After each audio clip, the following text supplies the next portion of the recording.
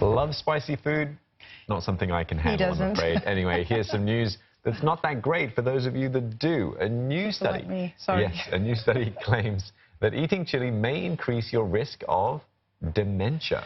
Right, the study analysed data from more than 4,000 Chinese people over the age of 55, and it found that those who ate more than 50 grams of chili per day consistently had a higher risk of memory loss. But don't abandon your favourite food just yet. The reason the link remains unclear, and further studies, they are needed to explain the association.